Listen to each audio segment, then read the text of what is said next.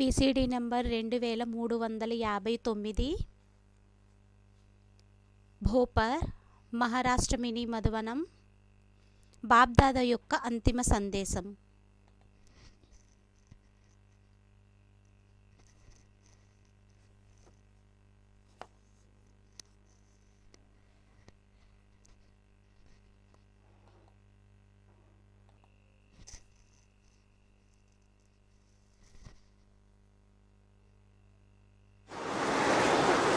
ओम शांति। आज की अव्यक्तवाणी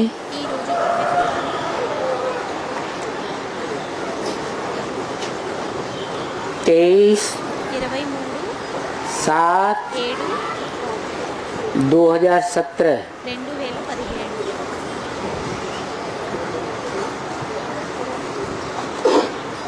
पर्सनली चलाई गई।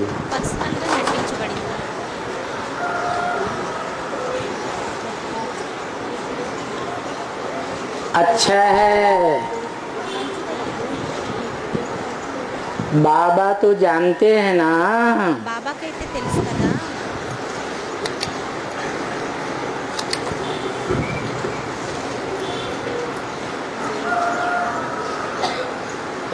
आप भी जानते हैं మీకు కూడా తెలుసు कि बाबा क्या कहना चाहते हैं। ఏమనంటే బాబా ఏం చెప్పాలనుకుంటున్నారు.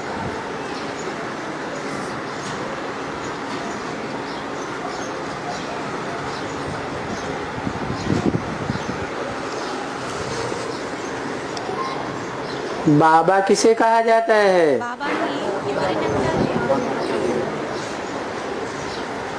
साकार और निराकार के मेल को बाबा कहा जाता है। సాకారుడు మరియు నిరాకారిణి యొక్క కలయికని బాబాని అంటారు.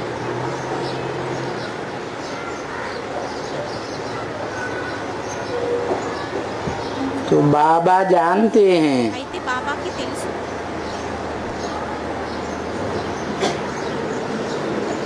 कि क्या कहना चाहते हैं। आप भी जानते हैं ఏమనంటే ఏం చెప్పాలని అనుకుంటున్నారు. మీకు కూడా తెలుసు. बाबा का ये संदेश బాబా యొక్క ఈ సందేశం सभी तक पहुंचाना है। అందరి దగ్గరికి చేరవేయాలి.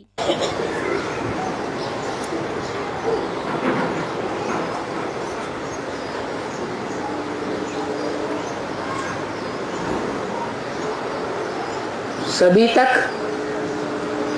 అందరి దగ్గరికి माने कहाँ तक? అనగా ఎక్కడి వరకు?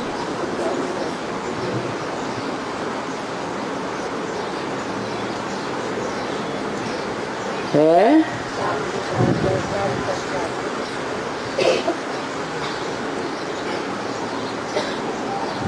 पहली बार ब्राह्मणों की दुनिया रची। మొదటిసారి బ్రాహ్మణుల యొక్క ప్రపంచాన్ని రచించారు. ओम मंडली नाम पड़ा। ఓం మండలి పేరు పడింది. पसंद नहीं आई। ఇష్టం అవ్వలేదు.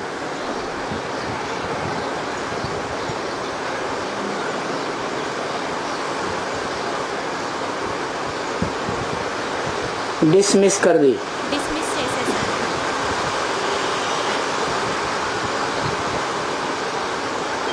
दूसरी बार ब्राह्मणों की दुनिया रची। రెండోసారి బ్రాహ్మణుల యొక్క ప్రపంచాన్ని రచించారు.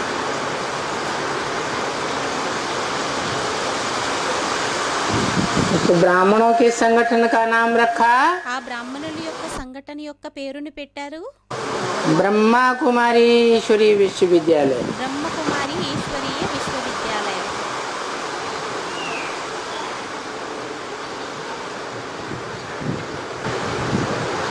जिसके नाम पर దాని పేరు మీద ब्रह्मा कुमारी ईश्वरी विश्वविद्यालय नाम रखा। బ్రహ్మకుమారి ఈశ్వరీయ విశ్వవిద్యాలయం అని పేరు పెట్టుకుని वो नामधारी भी ఆ పేరు గలవారు కూడా 18 जनवरी सन 69 को జనవరి 18, 1969వ సంవత్సరంలో अव्यक्त हो गया। అవ్యక్తమైపోయారు ब्राह्मणों की दुनिया से। బ్రాహ్మణుల యొక్క ప్రపంచం నుండి।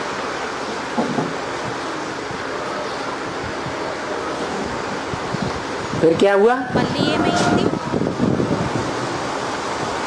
जैसे और धर्म पिताएं आए दुनिया में, ఎలా అయితే వేరే ధర్మపితలు ప్రపంచంలోకి వచ్చారో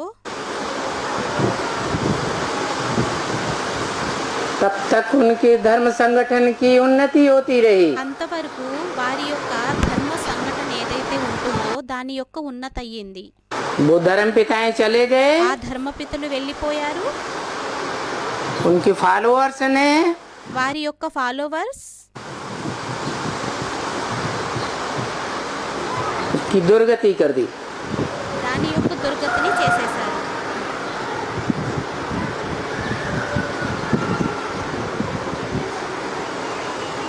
ऐसे ही అలాగే दादा लेखराज ब्रह्मा के शरीर छोड़ने के बाद దాదా లేఖరాజ్ బ్రహ్మ శరీరాన్ని విడిచిపెట్టిన తరువాత दूसरी रची गई ब्राह्मणों की दुनिया में రెండోసారి రచింపబడిన బ్రాహ్మణ ప్రపంచంలోని विघटन की शुरुआत हो गई। విఘటన యొక్క ప్రారంభం అయిపోయింది। तुरंत उसी साल వెంటనే అదే సంవత్సరంలోని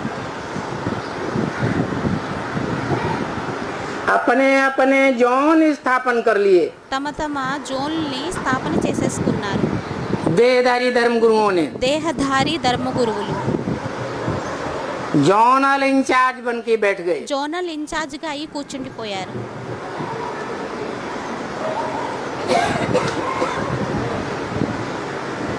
जो ब्राह्मणों का संगठन ఏదైతే బ్రాహ్మణుల యొక్క సంఘటన मम्मा बाबा के समय మమ్మా బాబాల సమయంలోని एक केंद्र माउंट आबू से संचालित होता था। ఒక కేంద్రం మౌంట్ ఆబూ నుండి సంచలితం అయ్యేది, वो डिवाइड हो गया। అది డివైడ్ అయిపోయింది।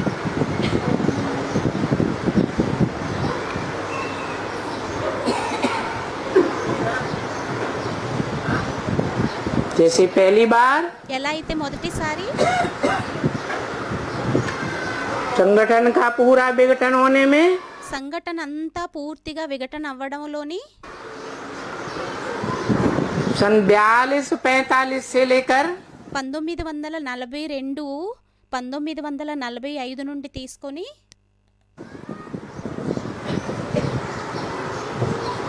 जो दुनिया में भी द्वितीय विश्व युद्ध हुआ था, ఏదైతే ప్రపంచంలోని కూడా రెండో విశ్వయుద్ధం అయ్యిందో हिरोशिमा लोप हो गई। హీరోషిమా లోపించబడింది। बाबा ने बताए भी दिया था, బాబా చెప్పేశారు కూడా, टूट गई है माला मोती बिखर गए। टूट गई है माला मोती बिखर गए। 2 दिन रहकर साथ न जाने किधर गए। 2 दिन रहकर साथ ना जाने किधर गए। మాల తెగిపోయింది, ముత్యాలన్నీ చెల్లాచెదురైపోయాయి, 2 రోజులు తోడులో ఉండి ఎక్కడికి వెళ్ళిపోయాయో తెలీదు।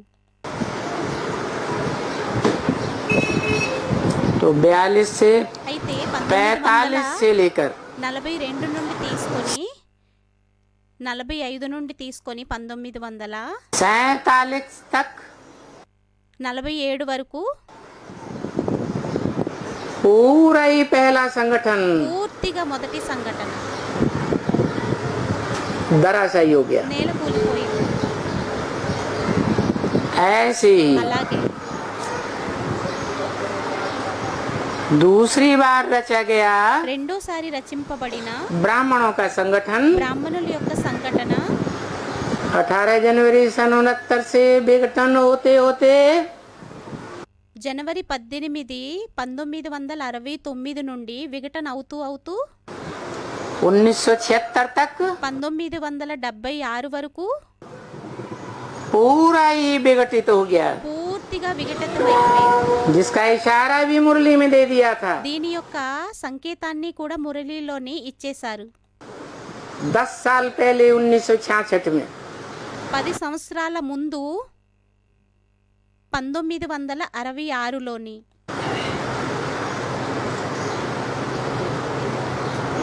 10 साल में पुरानी दुनिया का विनाश, 10 సంవత్సరాలలోని పాత ప్రపంచం యొక్క వినాశనం, नई दुनिया की स्थापना होगी। కొత్త ప్రపంచం యొక్క స్థాపన అవుతుంది.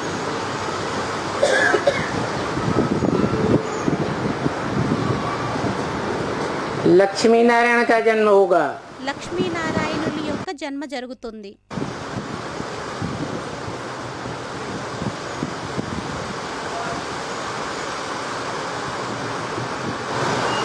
तो 1976 में అయితే 1976లోని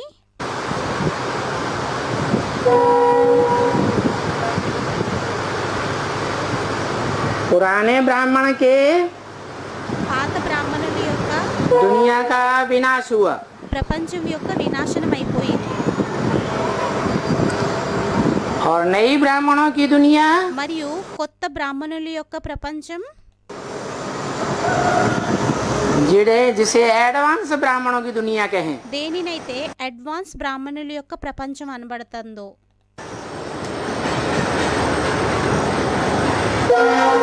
आरंभ हो गई। ఆరంభమైపోయింది. जिसके द्वारा आरंभ हो गई, ఎవరి ద్వారా అయితే ఆరంభమైపోయిందో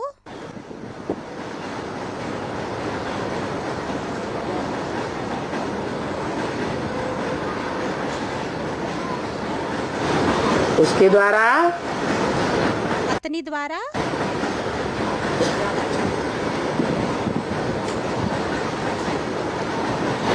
ब्राह्मणों की नई दुनिया एडवांस पार्टी का బ్రాహ్మణుల యొక్క కొత్త ప్రపంచం అడ్వాన్స్ ఆరంభం. పార్టీ ప్రారంభమైంది.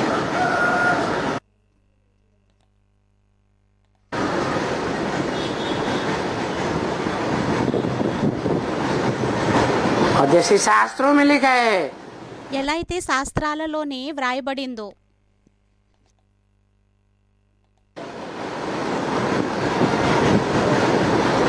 ब्रह्मा द्वारा బ్రహ్మ ద్వారా 3 बार दुनिया रची गई। 3 సార్లు ప్రపంచాన్ని రచింపబడింది. तीनों बार पसंद नहीं आई, 3 సార్లు ఇష్టం అవ్వలేదు, ध्वस्त कर दी। ధ్వంసం చేసేశారు.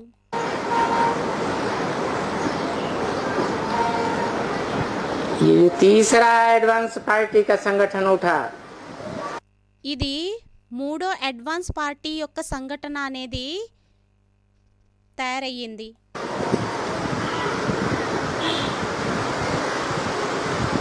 उन अजीज बच्चों के सामने ही बोल दिया, ఆ ప్రియమైన పిల్లలు ఎదురుగానే చెప్పేశారు, तुम बच्चे कहकर। పిల్లలైన మీరు అని.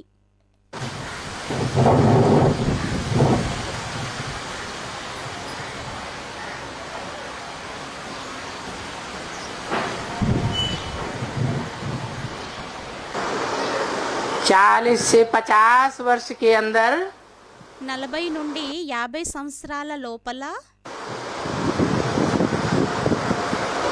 तमो प्रधान से सतो प्रधान बन जाएंगे। తమో ప్రధానం నుండి సతో ప్రధానంగా తయారైపోతారు.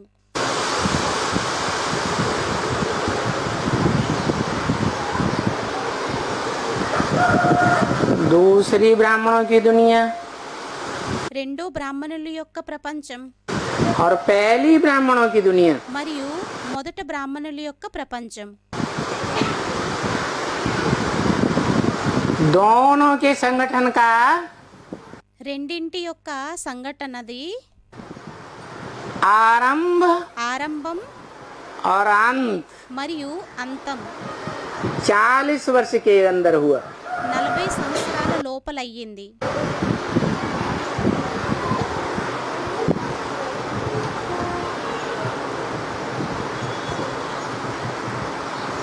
पहला 10 वर्ष में,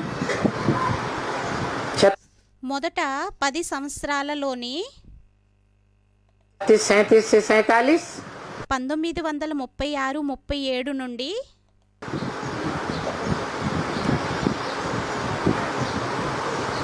और दूसरा మరియు రెండోది 47 से लेकर 1947 నుండి తీసుకొని 76 77 1976 మరియు 1977 77 को संपूर्णता वर्ष कहा 1977ని సంపూర్ణతా సంవత్సరం అని అన్నారు. जिसका 76 में बाप का प्रत्यक्षता वर्ष मनाया गया. దాని యొక్క 1976లోని తండ్రి యొక్క ప్రత్యక్షతా సంవత్సరంగా జరుపుకోబడింది. जिस बाप के द्वारा ఏ తండ్రి ద్వారా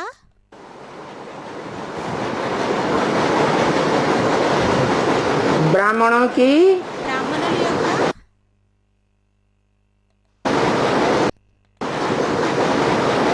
वही बीज रूप दुनिया का आरंभ हुआ. అదే బీజరూపి ప్రపంచం యొక్క ఆరంభమయ్యింది.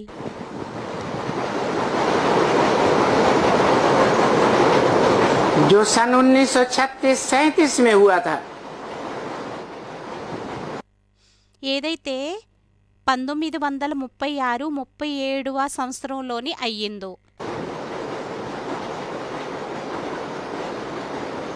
यहाँ भी 40 वर्ष का समय दिया हुआ है.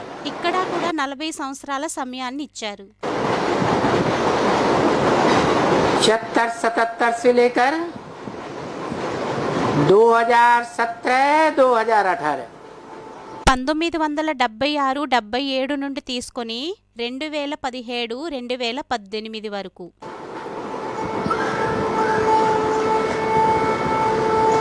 क्योंकि 40 से 50 वर्ष बोला, ఎందుకంటే 40 నుండి 50 సంవత్సరాలు ఏదైతే అన్నారో इसलिए 10 वर्ष और అందువలనే 10 సంవత్సరాలు ఇంకా पूरी राजधानी स्थापन होने में పూర్తిగా రాజధాని స్థాపన అవ్వడంలోని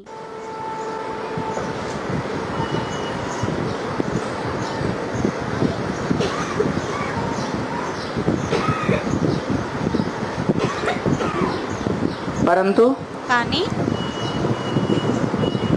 राजा की राजधानी का రాజా యొక్క రాజధాని యొక్క फाउंडेशन तो ఫౌండేషన్ అయితే एक के द्वारा ही पड़ता है. ఒక్కరి ద్వారానే పడుతుంది. और ये तो మరియు ఇదైతే दुनिया की ప్రపంచం యొక్క सबसे सशक्त अव्वल नंबर की राजधानी स्थापन होने जा रही है. అన్నింటికంటే ప్రపంచం యొక్క సశక్త్ రాజధాని స్థాపన అవుతుంది అవ్వబోతుంది. परंतु కానీ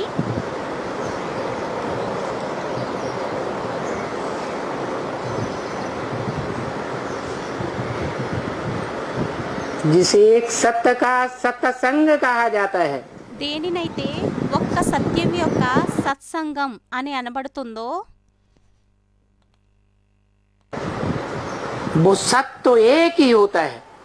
ఆ సత్ అయితే ఒక్కరే ఉంటారు. जिसे कहते हैं गॉड इज ट्रुथ. వారినే అంటారు God is truth. Truth is God. Truth is God.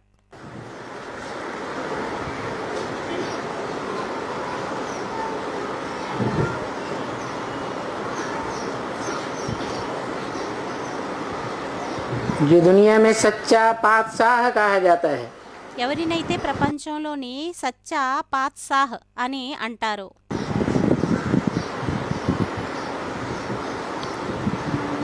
मुसलमान लोग तारीफ करते हैं उस धर्म की.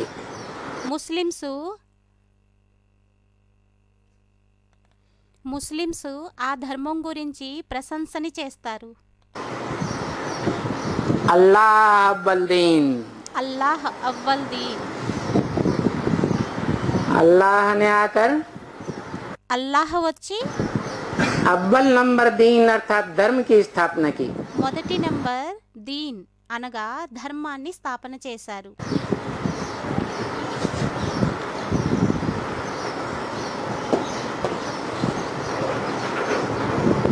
तो साबित हो जाता है అయితే రుజువైపోతుంది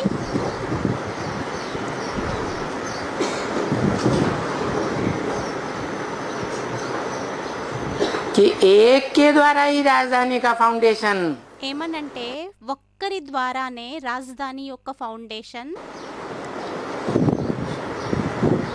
डालने का अभियान शुरू होता है। వేసేటటువంటి అభియానం ప్రారంభమవుతుంది.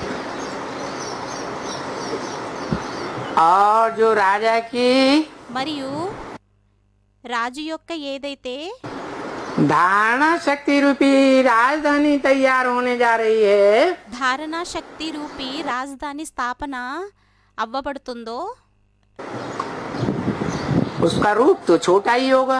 దాని యొక్క రూపమైతే చిన్నగానే ఉంటుంది. जैसे बीज छोटा होता है, ఎలా అయితే బీజం చిన్నదై ఉంటుందో परंतु राजधानी में तो सब तरह के चाहिए ना। కానీ రాజధానిలో అయితే అన్ని ప్రకారాల వారు కావాలి కదా. राजा भी चाहिए, रानी भी चाहिए, రాజు కూడా కావాలి, రాణి కూడా కావాలి,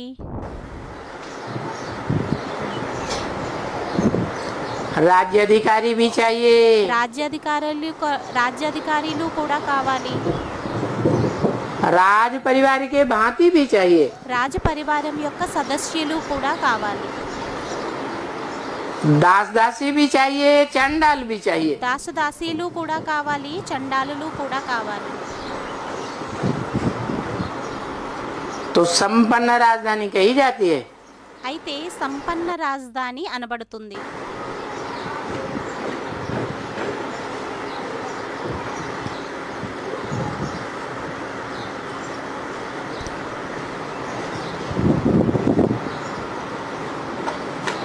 जब है ही सच्चा पातशाह, ఎప్పుడైతే సచ్చా పాత్సాహ్ అవ్వనే అయ్యారో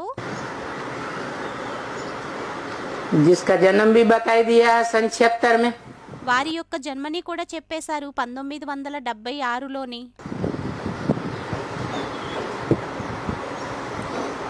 77 में संपूर्णता वर्ष, 77లో అయ్యింది సంపూర్ణతా సంవత్సరం.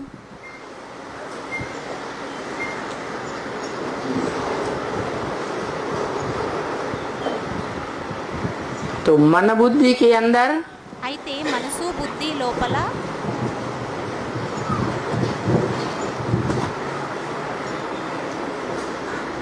विश्वास और पक्का निश्चय बैठने की बात है।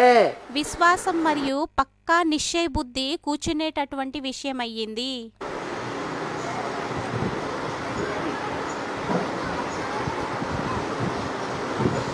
दुनिया में भी कोई परिवार बनता है ప్రపంచంలోని కూడా ఏదైనా పరివారం తయారైనట్లయితే तो एक बीज रूप बाप से बनता है।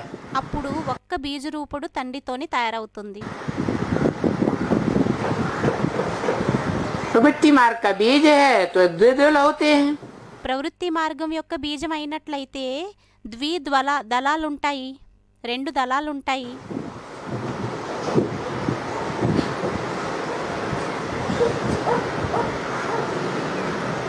दोनों दलों का कनेक्शन 2 దళాల యొక్క కనెక్షన్ एक बिंदु से होता है। ఒక్క బిందువుతో ఉంటుంది.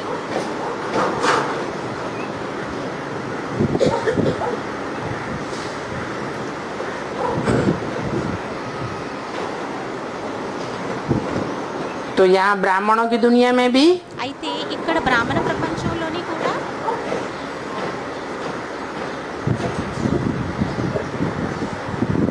जैसे 76 में टू लेट का बोर्ड लगा, ఎలా అయితే 1976లోని టూ లేట్ యొక్క బోర్డు అనేది పెట్టబడింది.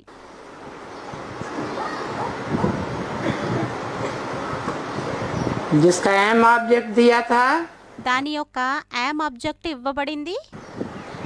नर से నరుడి నుండి नारायण बनना है నారాయణుడిగా और తయారవ్వాలి, नारी से మరియు నారి నుండి लक्ष्मी बनना है। లక్ష్మిగా అవ్వాలి. बनेंगे तो नंबरवार, అవ్వడం అయితే నెంబర్ వారుగా అవుతారు. लेकिन अव्वल नंबर कोई तो होता है కానీ మొదటి నెంబర్ ఎవరో ఒకరు ఉంటారు కదా, जिसको आगे रखा जाता है। ఎవరినైతే ముందు పెట్టబడతారో. जो अव्वल नंबर है అయితే మొదటి నెంబర్ ఎవరైతే ఉన్నారో उसको कहा जाता है अलफ। అతనిని అంటారు అలఫ్. खड़ा रहने वाला पुरुषार्थ में। పురుషార్థంలో నిలబడి ఉండేటటువంటి వారు.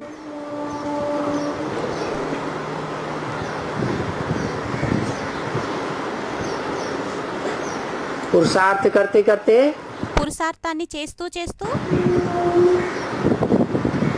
नर से डायरेक्ट नारायण, నరుడి నుండి డైరెక్ట్గా నారాయణుడు नहीं मन पाता उसी जीवन में తయారవ్వలేకపోయినట్లయితే అదే జీవితంలోని, मन पुरुषार्थ जीवन में అనగా పురుషార్థి జీవితంలోని पड़ जाता है, गिर जाता है,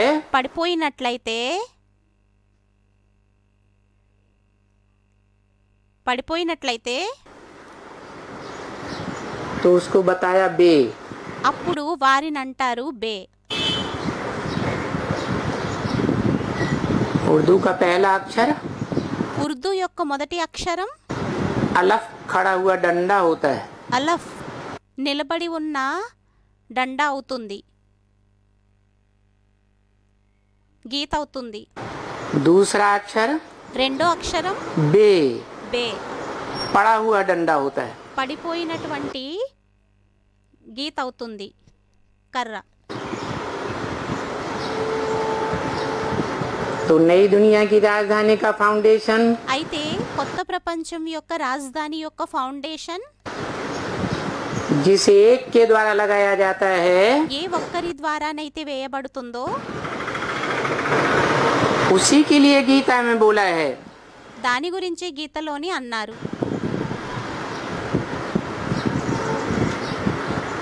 नासतो विद्यते भावो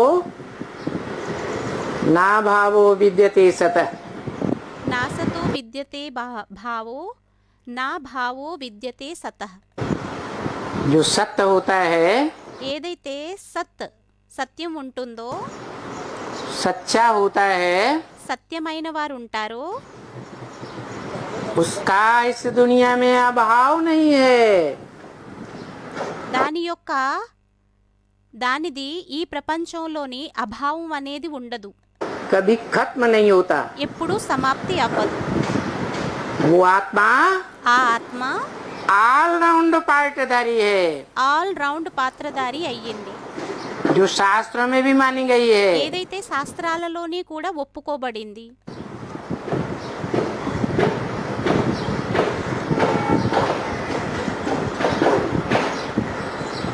एक ही व्यक्तित्व है, ఒక్కరే వ్యక్తిత్వం ఉన్నారు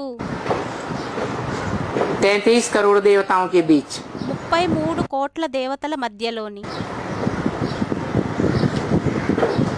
जिसे आदि देव कहा जाता है।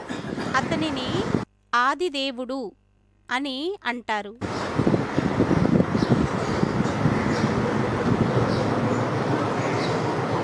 जिसके माता पिता का नाम कोई नहीं जानता, అతని యొక్క మాతాపిత యొక్క పేరు గురించి ఎవ్వరికీ తెలియదు. जिसकी कभी मृत्यु नहीं होती, అతని యొక్క మృత్యు అనేది ఎప్పుడూ అవ్వదు, मना అనగా पार्ट की मृत्यु नहीं होती। పార్టీ యొక్క మృత్యు అనేది అవ్వదు.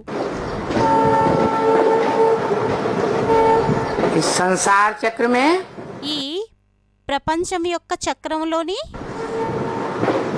आदि से अंत तक पार्ट बजाता है। ఆది నుండి అంతిమం వరకు పాత్రని అభయనిస్తారు. एक सेकंड का भी ఒక్క సెకండ్ యొక్క కూడా अंतर नहीं पड़ सकता। తేడా అనేది పడలేదు.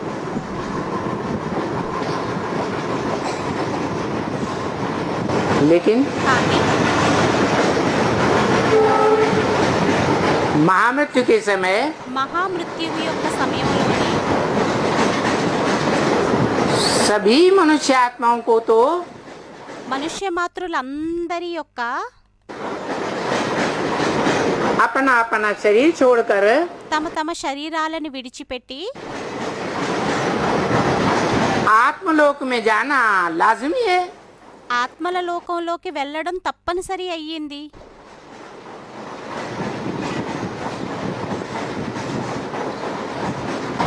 तो बताया ब्रह्म वाक्य में అయితే బ్రహ్మవాక్యంలోని చెప్పారు,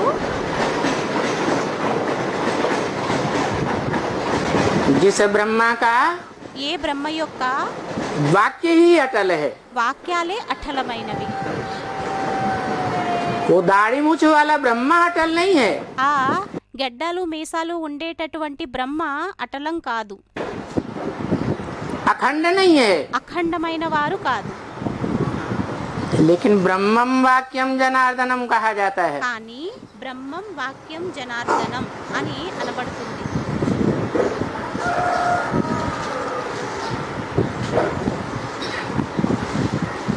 वो वाक्य अटल हैं। ఆ వాక్యాలు అటలమైనవి.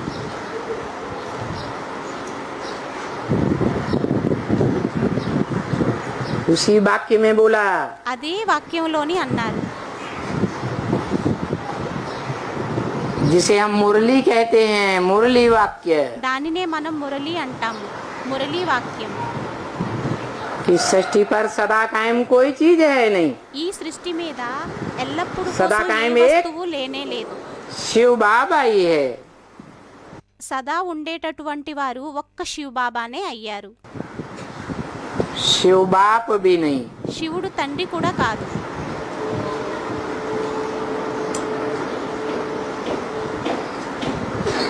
क्योंकि शिव बाप ఎందుకంటే శివ తండ్రి बिंदी का ही नाम है।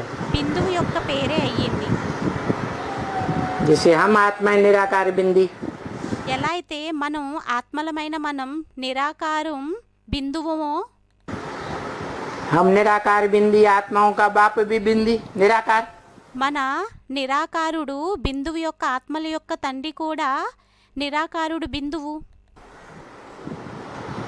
उसको साकार शरीर వారికి సాకార శరీరం होता ही नहीं, ఉండనే ఉండదు. इसलिए वो सिर्फ बाप है।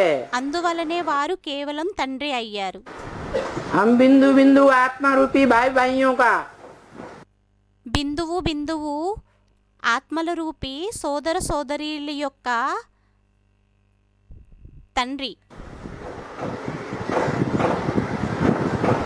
दूसरा कोई संबंध नहीं। రెండో సంబంధం ఏమీ లేదు.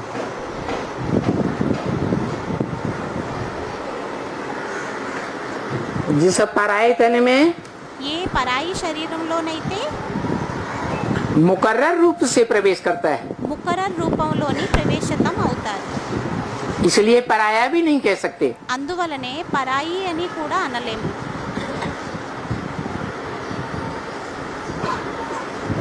जिसमें अपनत्व पैदा होता है, ఎవరిలోనైతే మనది అనేది ఉత్పన్నమవుతుందో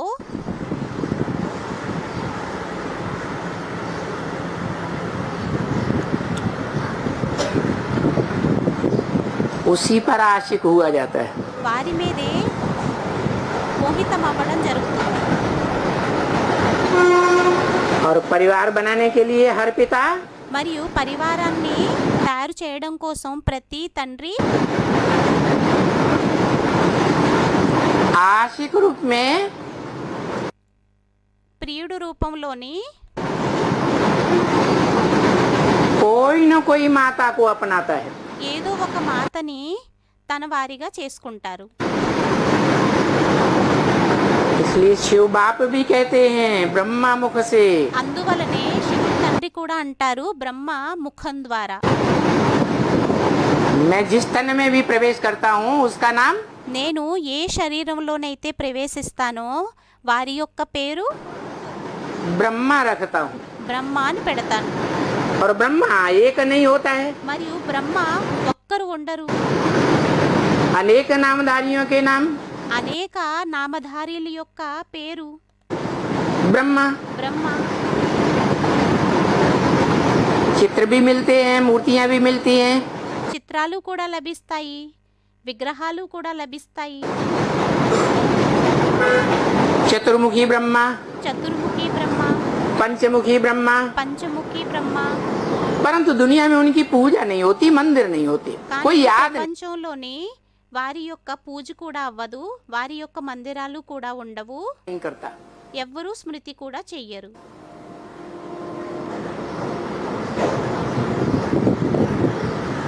जिस अव्वल नंबर ब्रह्मा के लिए ఎవరైతే మొదటి నంబర్ బ్రహ్మ కోసం शास्त्रों में भी गायन है, శాస్త్రాలలోని కూడా గాయనం ఉంది.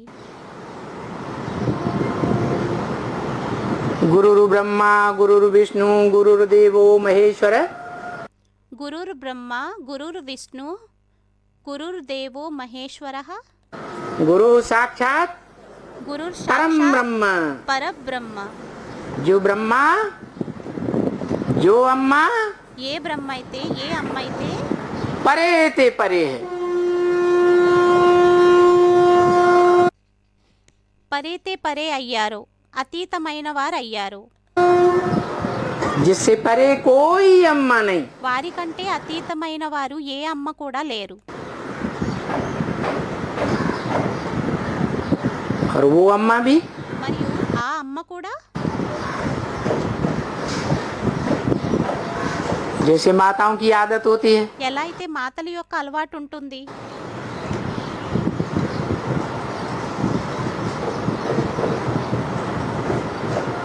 सुनी सुनाई बातों से भारतवासियों ने दुर्गति पाई। क्यों? చెప్పుడు మాటలు విని భారతవాసీయులు దుర్గతిని పొందారు. ఎందుకు? क्योंकि माताएं सुनी सुनाई बातों पर जल्दी विश्वास कर लेती हैं। ఎందుకంటే మాతలు చెప్పుడు మాటల మీద ఎక్కువ విశ్వాసాన్ని చేసేస్తారు. नहीं तो बाबा ने बोला है, లేకుంటే బాబా అన్నారు, ब्रह्म वाक्य मुरली में ही बोला है, బ్రహ్మవాక్యం మురళీలోనే అన్నారు.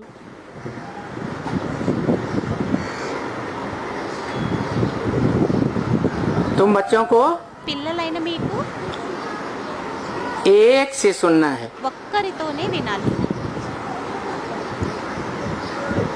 अनेकों से सुना అనేకులతో విన్నట్లయితే तो विविचारी ज्ञान हो जाएगा। అప్పుడు వ్యభిచారి జ్ఞానం అయిపోతుంది. शूटिंग पीरियड में भी विचारी ज्ञान हो जाएगा। షూటింగ్ పీరియడ్లోనే కూడా వ్యభిచారి జ్ఞానం అయిపోతుంది. तो 5000 वर्ष के ब्रॉड ड्रामा में भी అప్పుడు 5000 సంవత్సరాల యొక్క బ్రాడ్ డ్రామాలోని కూడా है, वो आत्माएं ఆ ఆత్మలు विविचारी ज्ञान धारण कर लेंगी, जो हिस्ट्री में प्रसिद्ध है। వ్యభిచారి జ్ఞానాన్ని ధారణ చేసేస్తారు, ఏదైతే హిస్టరీలోని ప్రసిద్ధి చెందిందో. कि भारत जो मातृ देश कहा जाता है, ఏమనంటే భారత్ దేనినైతే మాతృదేశం అని అంటారో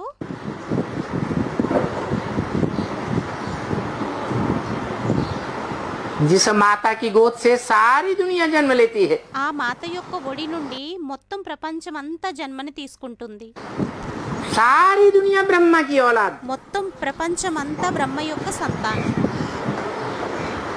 वो परम ब्रह्म ఆ పరబ్రహ్మ वो भी వారు కూడా अव्वल ब्रह्मा होने के नाते మొదటి బ్రహ్మ అయిన కారణంగా भले భలే जहाँ जन्म लेता है ఎక్కడైతే జన్మని తీసుకుంటారో उसी जीवन में कन्वर्ट नहीं होता, అదే జీవితంలోని కన్వర్ట్ అవ్వరు. लेकिन కానీ माता में एक बहुत बड़ी कमी होती है। మాతలోని ఒక పెద్ద లోపం అనేది ఉంటుంది. क्या? ఏంటి? मोह की भारी कमी होती है। మోహం యొక్క పెద్ద లోపం అనేది ఉంటుంది. जो बोला అయితే అన్నారు, माताओं का अगर मोह पर विजय हो जाए మాతలకి ఒకవేళ మోహం మీద విజయం అయిపోయినట్లయితే तो समझो అప్పుడు అనుకోండి पास हो गई। పాస్ అయిపోయారు. लेकिन नाम ही है भारत माता, కానీ పేరే అయ్యింది భారత్ మాత. काम ही है उनका పనే వారిదయ్యింది. कि ये ఏమనంటే వీరు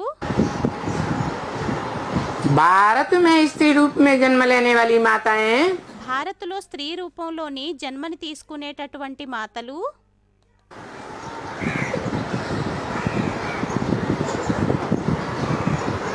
और उनके प्रभाव में आने वाले बच्चे మరియు వారి ప్రభావంలోకి వచ్చేటటువంటి పిల్లలు 2500 वर्ष की हिस्ट्री में 2500 సంవత్సరాల హిస్టరీలోని टाइम टू टाइम Time जो to जो time. धर्म पिताएं आते गए ఎవరైతే ధర్మపితలు వస్తూ వెళ్ళారో उनके बरगलावे में आ गई। వారి యొక్క చెప్పుడు మాటల్లోకి వచ్చేసారు, कन्वर्ट हो गई। కన్వర్ట్ అయిపోయారు. उन देहधारी गुरुओं को अपना ఆ దేహధారి ధర్మగురువుల్ని తమ सब कुछ मान लिया। అన్ని అనేసుకున్నారు. कोई दूसरे धर्म की आत्माएं ఏ వేరే ధర్మం యొక్క ఆత్మలు जो डायरेक्ट धर्म पिता के पीछे पीछे उतरती हैं ఏదైతే డైరెక్ట్ ధర్మపిత వెనకాతలు वो దిగుతారో कभी भी दूसरे धर्म में कन्वर्ट नहीं होती। వారు ఎప్పుడూ కూడా రెండో ధర్మంలోకి కన్వర్ట్ అవ్వరు. दूसरे धर्म का రెండో ధర్మం యొక్క धर्म ग्रंथ नहीं छूती, ధర్మ గ్రంథానని తాకరు, नहीं पढ़ते। చదవరు.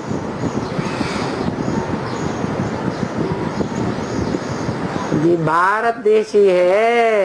ఇది ఒక భారతదేశమే అయ్యింది. भारतवर्ष के ये भारतवासी ही हैं భారతదేశం యొక్క ఈ భారతవాసీయులే అయ్యారు. जो अपने धर्म पिता को भूल जाते, ఏదైతే తమ ధర్మపితని మరిచిపోతారు, धर्म ग्रंथ को भूल जाते, ధర్మ గ్రంథాన్ని మర్చిపోతారు, अपने धर्म के मर्म को भूल जाते। తమ ధర్మం యొక్క మర్మాన్ని మర్చిపోతారు.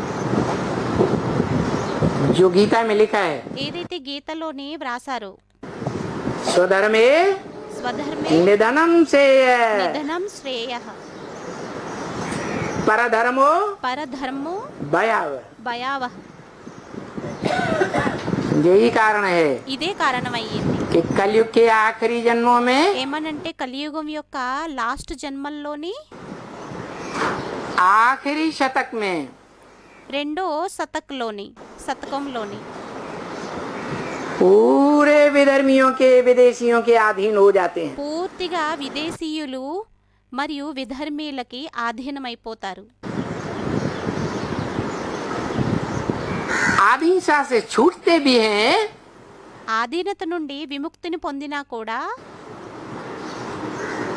तो आधीनता के इतने आदी हो जाते हैं అప్పుడు ఆధీనతకి ఎంత అలవాటు పడిపోతారంటే कि वो ही विदेशी शिक्षा अपनाते हैं। అదే విదేశీ శిక్షణని తమదిగా చేసేసుకుంటారు. जो विदेशी दे गए ఏదైతే విదేశీయులు ఇచ్చి వెళ్ళారో वो ही पहनावा अपनाने लगते, అదే వస్త్రధారణ తమదిగా చేసుకుంటారు. वो ही खान पान, అదే తినడం త్రాగడం, वो ही रहन सहन, అదే ఉండడం, అది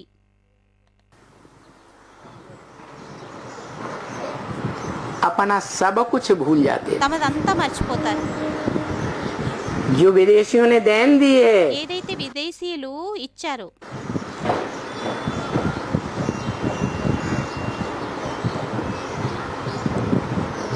हमारी सभ्यता देखो कितनी ऊंची है। మన సభ్యతని చూడండి ఎంత ఉన్నతమైనదో.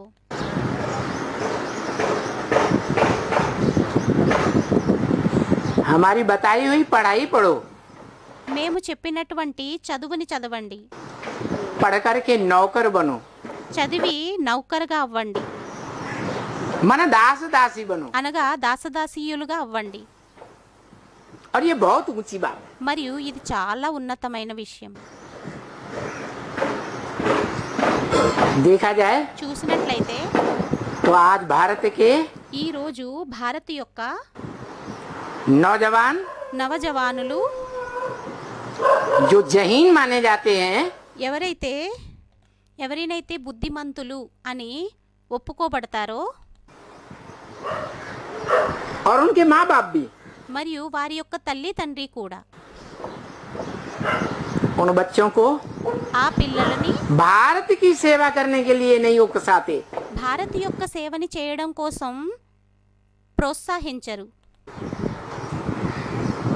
विदेश में नौकरी करने के लिए भेज देते हैं। విదేశంలోని నౌకరీని చేయడం కోసం పంపించేస్తారు.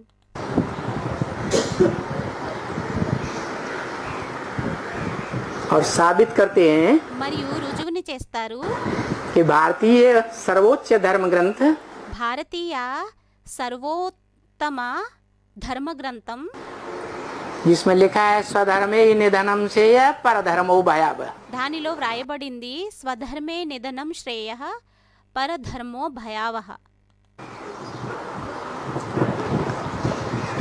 अपनी ज्योति बिंदु आत्मा के धर्म में తమ జ్యోతిర్బిందు ఆత్మ యొక్క ధర్మములోని रहते हुए, ఉంటూ संघर्ष करते हुए, సంఘర్షణ చేస్తూ शरीर से मर जाना भी अच्छा है। శరీరంతో మరణించడం కూడా మంచిదయ్యింది.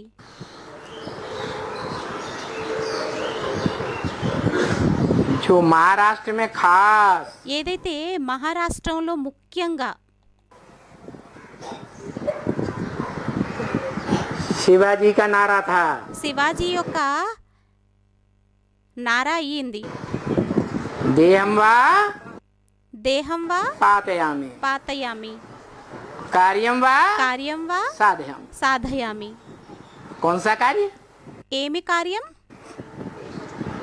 जो सारी मनुष्य सृष्टि के बाप का कार्य है। ఏదైతే మొత్తం మనుష్య సృష్టి యొక్క తండ్రి యొక్క పని ఉందో, श्रेष्ठ ते श्रेष्ठ धर्म, శ్రేష్టాతి శ్రేష్టమైన ధర్మం మరియు श्रेष्ठ ते श्रेष्ठ राज्य की स्थापना। శ్రేష్టాతి శ్రేష్టం రాజ్యం యొక్క స్థాపన. जो कभी कोई के अधीन न हो, ఎప్పుడూ ఎవ్వరి యొక్క ఆధీనం అవ్వరు, ऐसी स्थापना करनी। అలాంటి స్థాపనని చెయ్యాలి. लेकिन కానీ ऐसा लक्ष्य लेने वाले అటువంటి లక్ష్యాన్ని తీసుకునేటటువంటి వారు 5 पांडव పంచ పాండవులు संसार रूपी जंगल में लोप हो गए। ప్రపంచ రూపీ అడవిలోని లోపించబడ్డారు.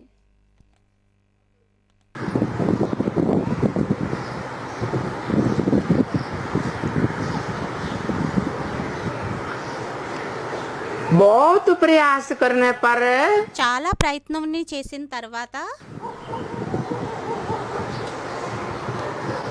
कलयुग के अंत में अगर कहीं मिलते भी हैं కలియుగం అంతంలో ఒకవేళ ఎక్కడైనా దొరికినా కూడా जो शास्त्रों में गायन है ఏదైతే శాస్త్రాలలోని గాయనం ఉందో, कि पांडवों ने ఏమనంటే పాండవులు लंबे समय तक वनवास लिया। ఎక్కువ సమయం వరకు వనవాసాన్ని తీసుకున్నారు. और वो वनवास का समय कहाँ बिताया? మరియు ఆ వనవాసం యొక్క సమయాన్ని ఎక్కడ గడిపారు?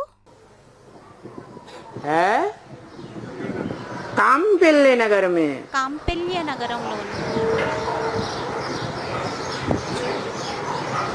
जो कपिल मुनि की बसाई हुई नगरी है। ఏదైతే కపిల్ ముని నివసించిన నగరం అయ్యిందో,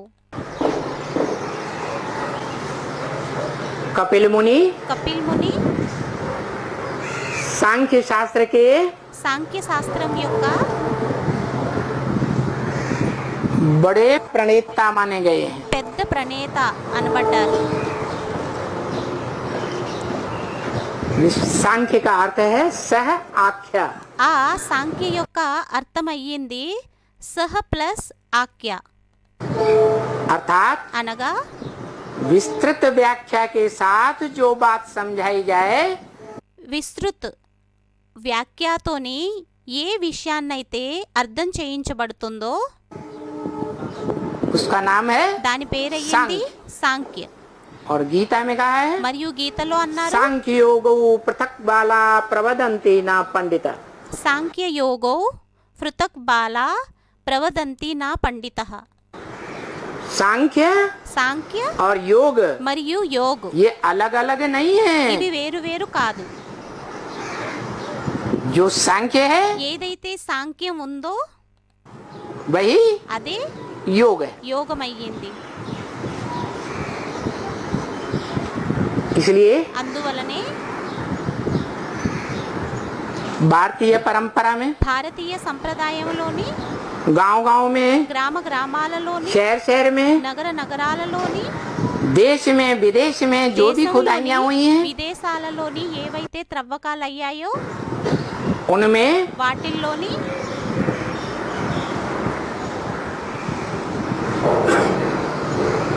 सांख्य సాంఖ్య अर्थात అనగా कोई बात की ఏదైనా విషయం యొక్క गहराई तक जाना, లోతు వరకు వెళ్ళడం,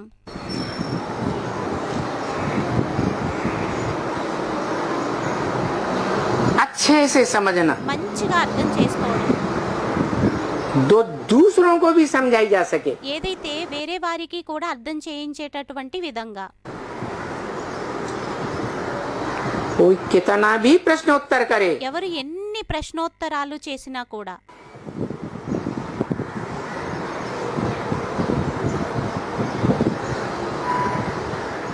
कितने भी रावण के सर निकलते रहे ఎన్ని రావణుడి యొక్క తలలు వస్తూ వెళ్ళినా కూడా राम के बाण मार मार करके రాముని యొక్క బాణాలని వేసి వేసి सभी सरों का खंडन करता रहे। అన్ని తలల యొక్క ఖండన అనేది చేస్తూ వెళ్ళాలి.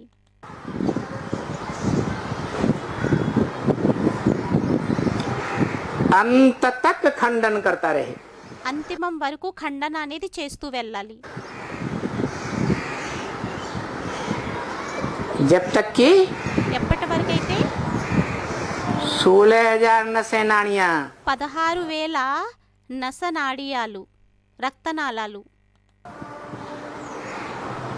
जिनमें आधी దానిలోని సగం शुद्ध खून बहाने वाले శుద్ధమైన రక్తాన్ని ప్రవహింపజేసేవి और आधी మరియు సగం अशुद्ध खून काला खून बहाने वाली नाड़ियां होती हैं।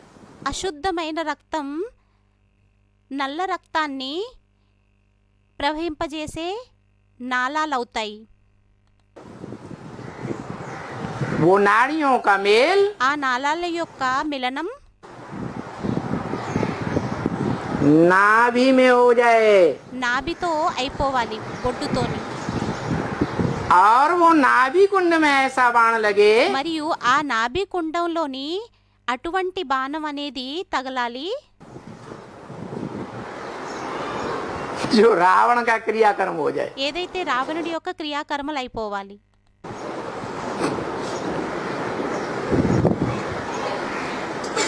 16,000 नसेनानियां कौन है? 16,000 రక్తనాళాలు ఎవరయ్యారు? बेहद ज्ञान की भाषा में బేహద్దు జ్ఞానం యొక్క భాషలోని आधी रुद्रमाला సగం రుద్రమాల, आधी సగం विजयमाला। విజయమాల. विजयमाला है शुद्ध खून बहाने वाली విజయమాల అయ్యింది శుద్ధ సంకల్పాల రక్తాన్ని ప్రవహింపజేసేటటువంటి వారు. और रुद्रमाला है మరియు రుద్రమాల అయ్యింది अशुद्ध खून बहाने वाली అశుద్ధమైన రక్తాన్ని ప్రవహింపచేసేవి. काला खून बहाने वाली నల్ల రక్తాన్ని ప్రవహింపచేసేటటువంటి.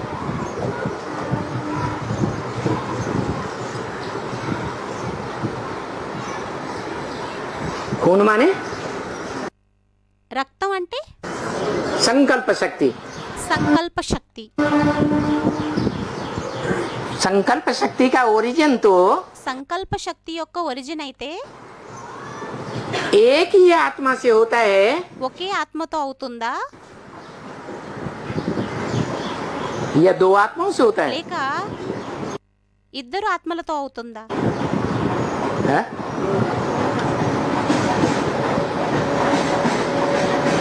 संकल्प शक्ति ఎవరో అన్నారు ఇద్దరు ఆత్మలతో అవుతుందని. సంకల్ప శక్తి शुद्ध रूप में कहें 100%, శుద్ధ రూపంలో 100% ఒకవేళ అనినట్లయితే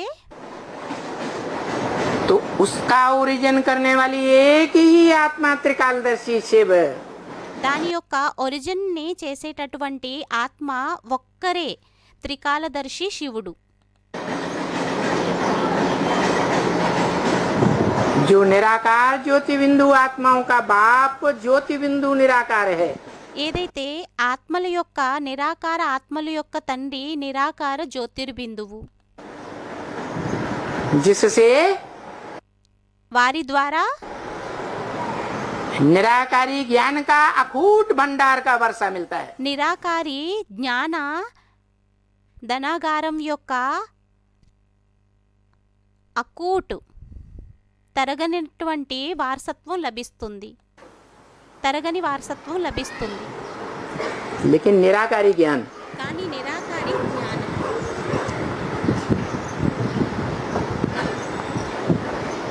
जिसे हम थ्योरी कहते हैं, దేనినైతే మనం థియోరీ అంటాము,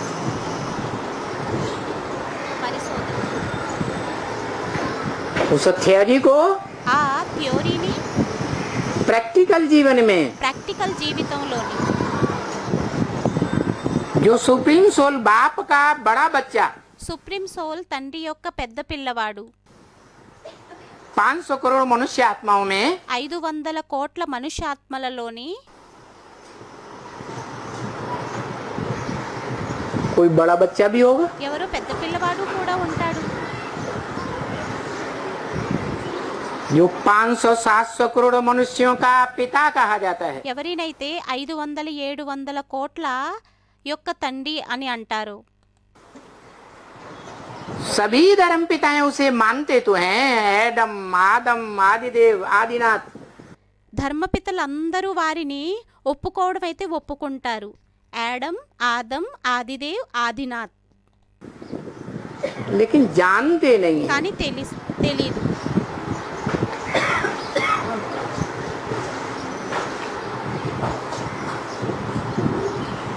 उसकी जीवन कहानी को सब भूले हुए, వారి యొక్క జీవిత కథను అందరూ మర్చిపోయారు.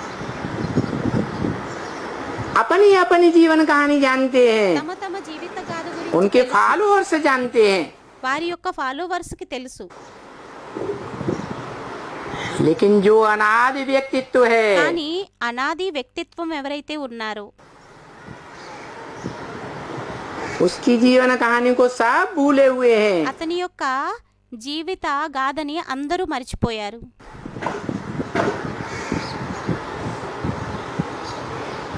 जो ब्रह्म वाक्यों में बार बार बताई गई, ఏదైతే బ్రహ్మవాక్యంలో మాటి మాటికి చెప్పబడింది,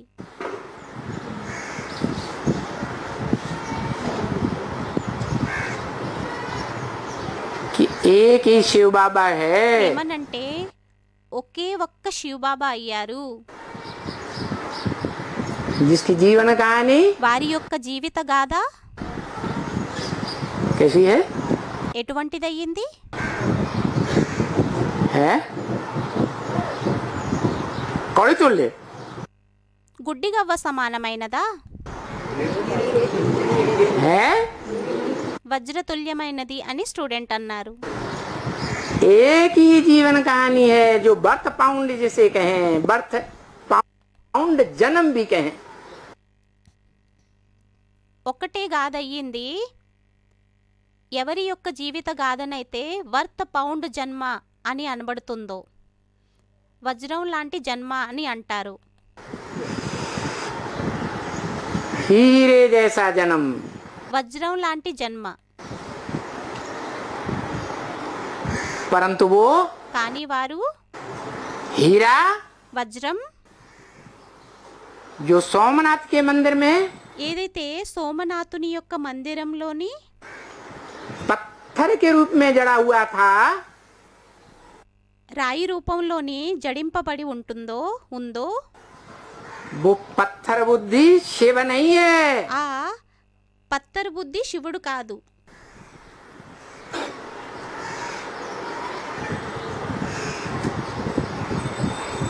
कोई मनुष्य आत्मा संग के रंग में आकर बनती है, ఏదైనా మనుష్యాత్మ సాంగత్యపు రంగులోకి వచ్చి తయారవుతుందా?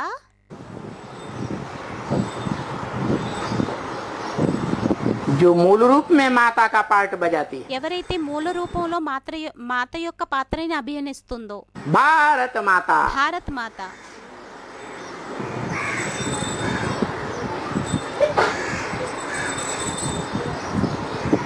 जिसके दो रूप हैं, దాని యొక్క రెండు రూపాలు ఉన్నాయి. एक निराकारी ज्योति बिंदु, ఒకరు నిరాకార జ్యోతిర్బిందువు, मनन चिंतन मंथन करने वाला, మనన చింతన మంతన్ని చేసేటటువంటి వారు.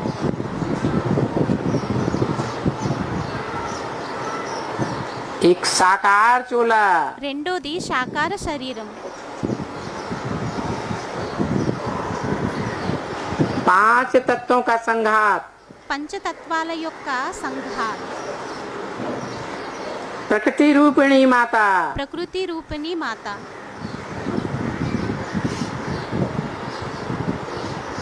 इसके दो रूप हैं, దీని యొక్క రెండు రూపాలు అయ్యాయి. एक सात्विक रूप ఒకటి సాత్విక రూపం, लक्ष्मी के रूप में, లక్ష్మి యొక్క రూపంలో. दूसरा రెండోది तामसी रूप भी बनता है। తామసీ రూపం కూడా తయారవుతుంది. जो सिर्फ भारत माता नहीं कहा जाता, అది కేవలం భారత మాతే అనిపించుకోరు, जगत माता कही जाती है, జగత్ మాత जगदम्बा। అనబడుతుంది, జగదంబ. दोनों का मेल महालक्ष्मी कहा जाता है। ఇద్దరి యొక్క మిలనం మహాకాళి అని అంటారు.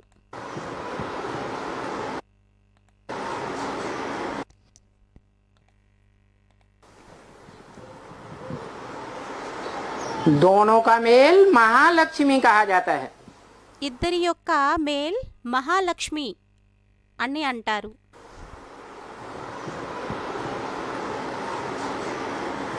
परंतु కానీ दोनों ही साकार रूप में ఇద్దరు సాకార రూపంలోని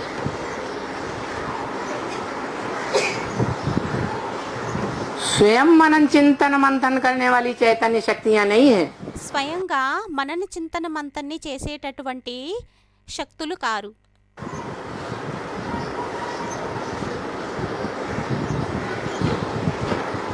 इसलिए पानी की गंगाएं हैं, అందువలనే జలం యొక్క గంగలయ్యారు.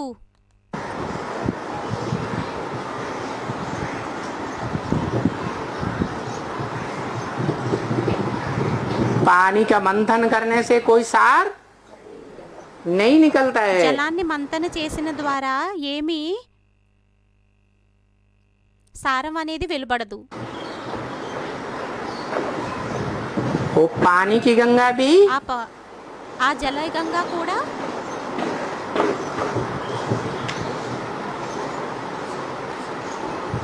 जो पंच तत्वों का संघात है, ఏదైతే పంచతత్వాల యొక్క సంగాత్ అయ్యిందో, जिसको गीता में दो रूपों में कहा है, దానిని గీతలోని రెండు రూపాలలోని అన్నారు. एक जड़ प्रकृति, ఒకటి జడమైన ప్రకృతి, एक परा प्रकृति। రెండోది పరా ప్రకృతి. तो जड़त्वमयी प्रकृति वो అయితే జడత్వమయ ప్రకృతి ఏది అయ్యింది అంటే, जो ఏదైతే जगत पिता के संसर्ग संपर्क संबंध में लंबे समय तक रहने के बावजूद भी बाप को भूल जाती है, ఎవరైతే జగత్పిత యొక్క సంసర్గ సంపర్క సంబంధంలోని ఎక్కువ సమయం నుండి ఉంటూ కూడా ఉన్నప్పటికీ కూడా తండ్రిని మర్చిపోతుంది. और चैतन्य प्रकृति वो మరియు చైతన్య ప్రకృతి ఎవరు అంటే जो लंबे समय तक ఎవరైతే ఎక్కువ సమయం వరకు शारीरिक रूप से శారీరక రూపంతోని इंद्रियों के मेल से ఇంద్రియాల యొక్క మిలనంతోని बाप के साथ नहीं भी रह पाती తండ్రితో ఉండలేకపోతుంది కూడా. तो भी भूलती అయినా కూడా మర్చిపోవడం भूलती नहीं. మర్చిపోదు.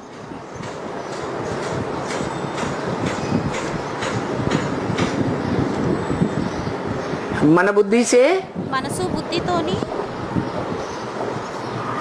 और पंच तत्वों के शरीर से भी మరియు పంచతత్వాల యొక్క శరీరంతోని కూడా कभी किसी के प्रभाव में नहीं आती. ఎప్పుడు ఎవ్వరి యొక్క ప్రభావంలోకి రాదు. कभी किसी की प्रभावित होने वाली प्रजा नहीं बनती. ఎప్పుడూ కూడా ఎవ్వరి యొక్క ప్రభావితం అయ్యేటటువంటి ప్రజగా అవ్వదు.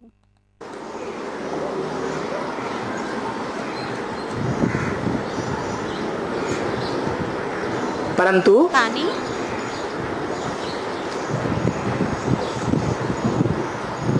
नाम तो है ही प्रकृति रूपी माता. పేరైతే అయ్యింది ప్రకృతి రూపీ మాత. प्र माने प्रकृष्ट रूपेण, ప్ర అంటే ప్రకష్ట कृति माने రూపేణ, रचना. కృతి అంటే రచన. चाहे लक्ष्मी हो वो भी रचना है, అది లక్ష్మైన ఆమె కూడా రచన అయ్యింది. चाहे जगदम्बा हो वो भी అది జగదంబైన ఆమె కూడా रचना है. ఆమె కూడా రచన అయ్యింది. परंतु दोनों का जो संपन्न रूप है కానీ ఇద్దరి యొక్క సంపన్న రూపం ఏదైతే ఉంటుందో उसका मेल होता है तो महालक्ष्मी कही जाती है. వారి యొక్క మేలైనట్లయితే దాని యొక్క రూపం మహాలక్ష్మి అనబడుతుంది. जिस महालक्ष्मी का पूजन ఆ మహాలక్ష్మి యొక్క పూజ कौन से स्पेशल दिन होता है? ఏ స్పెషల్ దిన్ అవుతుంది? है दीपावली पर. దీపావళి अवली माने రోజున. అవలి అంటే कतार. కతార్ లైన్. जब ఎప్పుడైతే ज्ञान की रोशनी देने वाली జ్ఞానం యొక్క ప్రకాశాన్ని ఇచ్చేటటువంటి వారు दीपकों की अवली तैयार हो जाती है, దీపాల యొక్క అవలి తయారైపోతుందో, माला तैयार हो जाती మాల తయారైపోతుందో, है.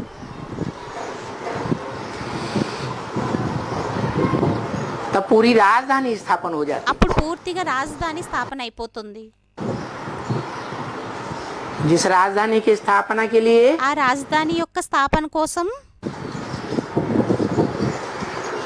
तुम बच्चों को పిల్లలైన మీకు, जो डायरेक्ट बाप के सन्मुख बैठने वाले बच्चे हैं, ఎవరైతే డైరెక్ట్ తండ్రికి సన్ముఖంగా కూర్చునేటటువంటి పిల్లలు ఉన్నారో,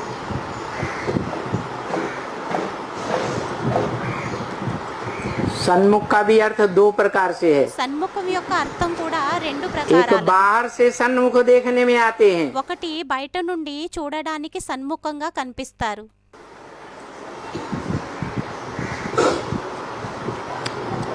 अंत तक की संपन्न स्टेज में, అంతం వరకు సంపన్న స్టేజ్ और లో, अंदर से भी सन्मुख हैं. మరియు లోపల నుండి కూడా సన్ముఖంగా ఉన్నారు.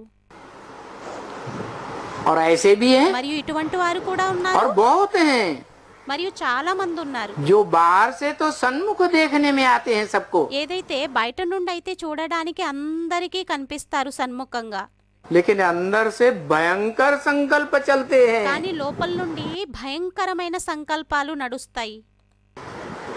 विरोधी संकल्प चलते हैं बाप के प्रति. తండ్రి ఎడల విరోధీ సంకల్పాలు నడుస్తాయి.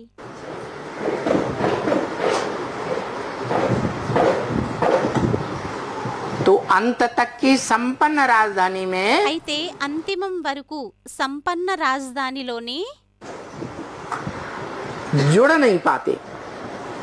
జోడించబడి ఉండలేకపోతారు.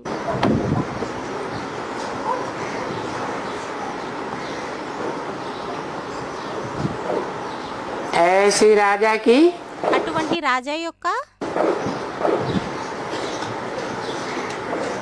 धारणा शक्ति रूपी राजधानी ధారణా శక్తి రూపీ రాజధాని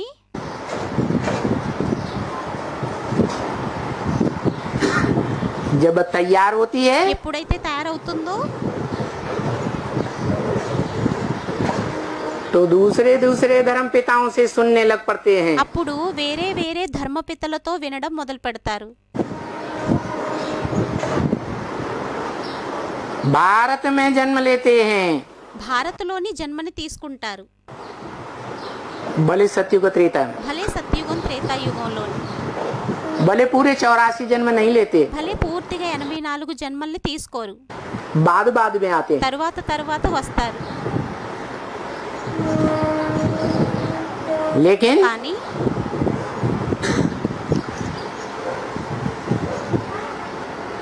विधर्मियों और विदेशियों में कन्वर्ट होकर విధర్మీయులలోని విదేశీయులలోని కన్వర్ట్ అయ్యి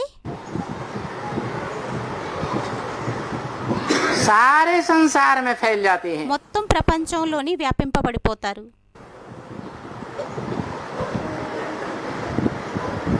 भारतीयों का संगठन थोड़ा रह जाता, భారతీయుల యొక్క సంఘటన కొద్దిగా మిగిలిపోతుంది. और बाद में आने वाले विदेशियों विधर्मियों का संगठन మరియు తరువాత వచ్చినటువంటి విదేశీ విధర్మీయుల యొక్క సంఘటన ढेर का ढेर हो जाता। అనేకమైపోతుంది.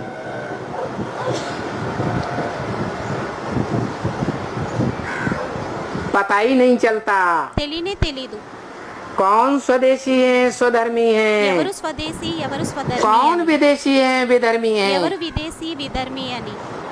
कारण కారణం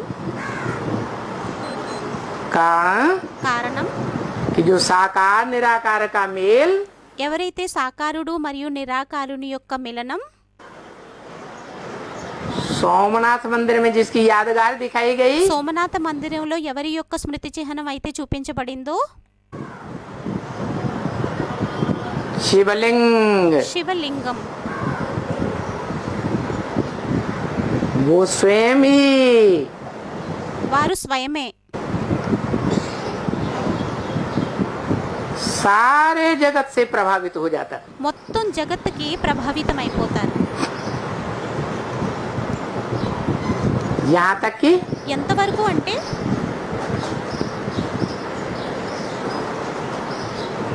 वो रथ इतना प्रभावित हो जाता ఆ రథం ఎంత ప్రభావితం అయిపోతుందంటే जो सीढ़ी के चित्र में नीचे दिखाया गया, ఏదైతే మెట్ల వరుస చిత్రంలోని కింద చూపించారు.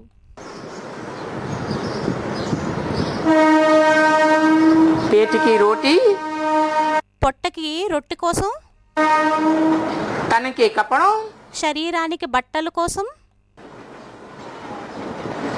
रोटी कपड़ा और मकान के लिए भी రొట్టెలు వస్త్రాలు మరియు ఇల్లు కోసం కూడా विदेशियों के अधीन हो जाता। విదేశీయులకి ఆధీనమైపోతారు.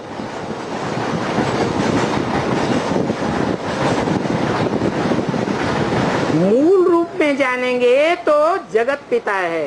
మూల రూపంలో ఒకవేళ తెలుసుకున్నట్లయితే జగత్పిత అయ్యారు. 500-700 करोड़ का पिता। 500-700 కోట్లకి తండ్రి. जैसे परिवार में ఎలా అయితే పరివారంలోని बच्चे कहाँ से जन्म लेते हैं, పిల్లలు ఎక్కడి నుండి జన్మని తీసుకుంటారు? हैं? ఎవరో అన్నారు अरे అమ్మతోనని. हैं? माँ से जन्म लेते, माँ में कहाँ से आते हैं? అమ్మతో జన్మ తీసుకుంటారా? అమ్మ నుండి ఎక్కడి నుండి వస్తారు? बाप से आते हैं ना। తండ్రితోని వస్తారు కదా. जो बाप साकार और निराकार का मेल होता है, ఏ తండ్రి అయితే సాకారుడు నిరాకారుని యొక్క మిలనం అవుతారు. निराकार आत्मा और साकार నిరాకారుడు ఆత్మ మరియు సాకార शरीर, శరీరం. ऐसे ही ये मनुष्य सृष्टि అలాగే ఈ మనుష్య సృష్టి का जो एक बीज है, యొక్క ఎవరైతే ఒక్క బీజం ఉన్నారో, जो शिव के मंदिरों में ఏదైతే శివుని యొక్క మందిరంలోని यादगार रूप में दिखाया जाता है, స్మృతి చిహ్న రూపంలోని చూపించబడుతుంది. जिसका गहरा अर्थ दुनिया में कोई नहीं जानता। దాని యొక్క లోతైన అర్థం ప్రపంచంలో ఎవ్వరికీ కూడా తెలియదు. न भारतवासी जानते हैं, భారతవాసీలకి కూడా न తెలియదు, विदेशी जानते हैं, न విదేశీయులకి विधर्मी కూడా जानते తెలియదు, हैं। మరియు విధర్మీలకి కూడా తెలియదు. क्यों? ఎందుకు? क्योंकि बाप का परिचय ఎందుకంటే తండ్రి యొక్క పరిచయం बाप के सिवाय తండ్రి తప్ప कोई दे ही नहीं सकता। ఎవ్వరూ ఇవ్వలేరు.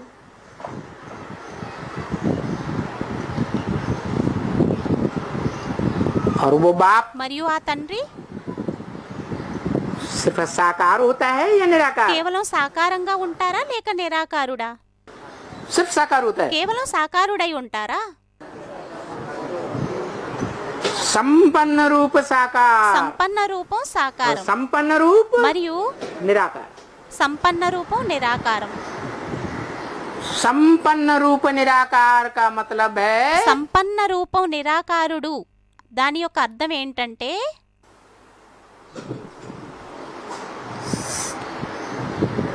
सत्यधाम वासी, సత్తధాం వాసి. जो बाप शिव का विरुद्ध है, ఏదైతే తండ్రి శివుని యొక్క విరుద్ధం ఉందో ప్రతిజ్ఞ,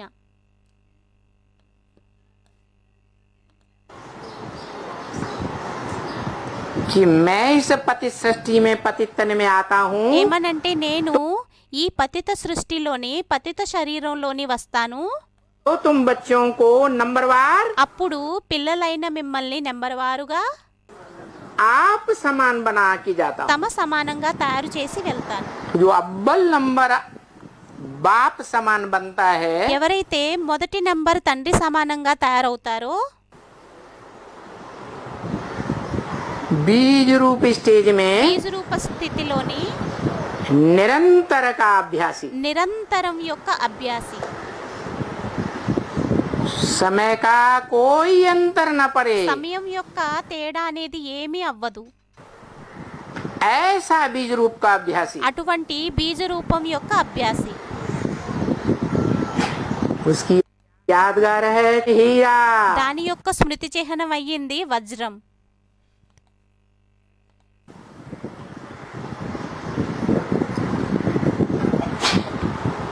जो आखिरी पत्थर बुद्धि बन जाता है, ఎవరైతే చివరికి రాతి బుద్ధిగా తయారైపోతారో किस बात में पत्थर बुद्धि बन जाता है? ఏ విషయంలోని రాతి బుద్ధిగా తయారైపోతారు? है? कोई प्रूफ और प्रमाण होना चाहिए या नहीं? ఏదైనా ప్రూఫ్ మరియు ప్రమాణం ఉండాలా లేక ఉండకూడదా? जो शिव बाप कहते हैं, ఏదైతే శివుడు తండ్రి అంటారో तुम बच्चों को పిల్లలైన మీకు प्रूफ और प्रमाण के बगैर कोई बात ప్రూఫ్ ప్రమాణం లేకుండా మాననీయ ఏ नहीं విషయాన్ని चाहिए। ఒప్పుకోకూడదు. बुद्धिमान बाप के बुद्धिमान बच्चे బుద్ధిమాన్ తండ్రి యొక్క బుద్ధిమాన్ పిల్లలు बिना प्रूफ प्रमाण के कोई बात ఏ ప్రూఫ్ ప్రమాణం లేకుండా ఏ విషయాన్ని కూడా मानते ही नहीं। ఒప్పుకోరు. वो क्या प्रूफ है అది ఏం ప్రూఫ్ అయింది? कि मनुष्य सृष्टि की बीज रूप आत्मा, सार रूप आत्मा, ఏమనంటే మనుష్య సృష్టి యొక్క బీజరూపాత్మ, సారరూపాత్మ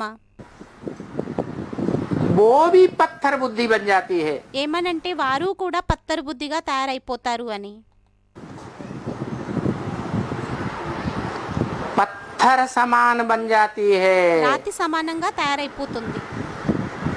जैसे ఎలా అయితే मुरली में बोला ब्रह्म वाक्य, మురళీలో అన్నారు బ్రహ్మవాక్యం, साकार और निराकार के मेल में से సాకారుడు మరియు నిరాకారుని యొక్క మిలనంలోని शिव को हटा दो శివుణ్ణి తీసేసినట్లయితే तो क्या रह जाएगा? అప్పుడు ఏం మిగిలిపోతుంది? है? शव रह जाएगा। శవం ఉండిపోతుంది. जीवंत या निर्जीव? జీవంతమా లేక నిర్జీవమా? निर्जीव। అందరూ అన్నారు నిర్జీవం అని. నిర్జీవం. पत्थर कैसा होता है? రాయి ఎలా ఉంటుంది? जीवंत होता है జీవన్ या निर्जीव होता है? జీవించి ఉంటుందా లేక నిర్జీవమై ఉంటుందా? है? निर्जीव। నిర్జీవం.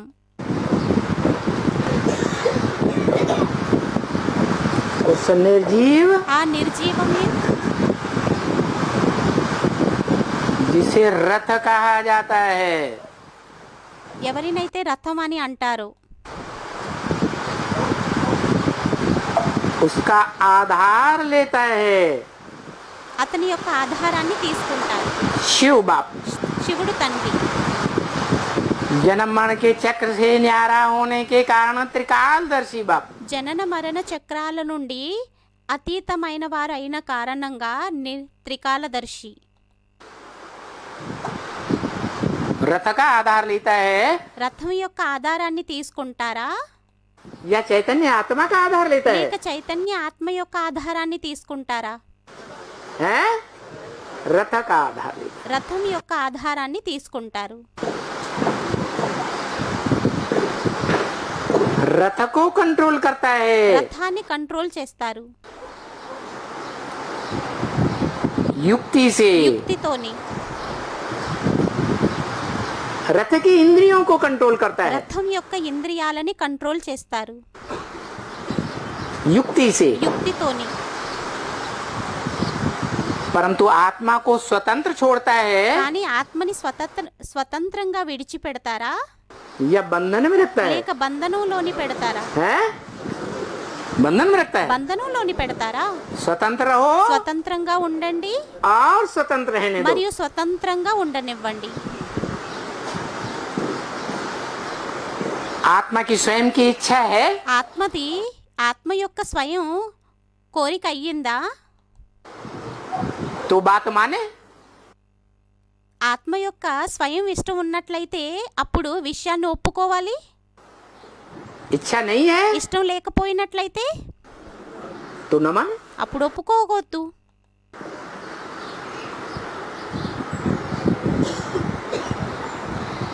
सभी आत्मा रूपी बच्चों के लिए एक नियम अपनाता है ఆత్మరూపి పిల్లలందరి ఎడల ఒకే నియమాన్ని పెడతారా या अलग अलग नियम अपनाता है? లేక వేరే వేరే నియమాలని అవలంబిస్తారా एक ही नियम। ఒకటే నియమం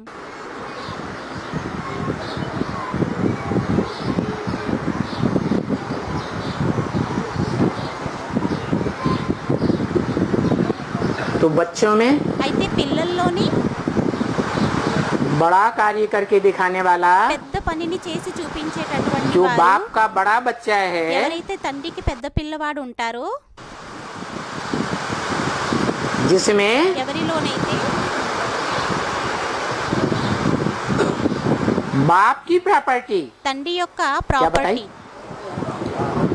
सत्य क्या बताई? ఏం చెప్పారు सत्य సత్ ज्ञान। జ్ఞానం सत्य का ज्ञान है असत्य का ज्ञान? సత్యం యొక్క జ్ఞానమా లేక అసత్యం యొక్క జ్ఞానమా सत्य का ज्ञान సత్యం యొక్క జ్ఞానం जिसमें ఎవరిలోనైతే सत्य भाव సద్భావం 100% आ जाता है। 100% వచ్చేస్తుంది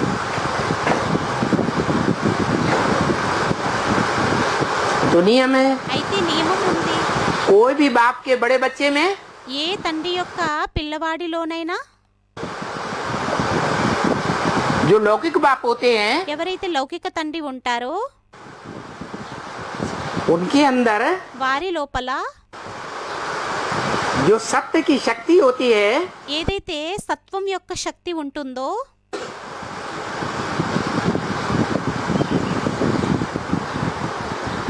जो माता के द्वारा धारण कराई जाती है ఏదైతే మాత ద్వారా ధారణ చేయబడుతుందో धारण करने वाली माता ధారణని చేసేటటువంటి మాత अगर सच्ची है, ఒకవేళ సత్యమైనది అయినట్లయితే धरणी सच्ची है, ధరణి సత్యమైనది అయినట్లయితే शुद्ध है, శుద్ధమైనది అయితే तो उसका प्रभाव अప్పుడు भारत में ही देखा जाता है सती के रूप में। దాని యొక్క ప్రభావాన్ని భారత్లోనే సతీ రూపంలోని చూపించబడుతుంది जिन्हें शिव शक्ति कहा जाता है, వారిని శివశక్తి అని అంటారు. जिन सब शिव शक्तियों के द्वारा ఆ శివశక్తుల ద్వారా नई दुनिया की राजधानी की स्थापना होती है. కొత్త ప్రపంచం యొక్క రాజధాని స్థాపన చేయబడుతుంది. स्वर्ग के गेट खोले जाते हैं. స్వర్గం యొక్క గేట్లు తెరవబడతాయి.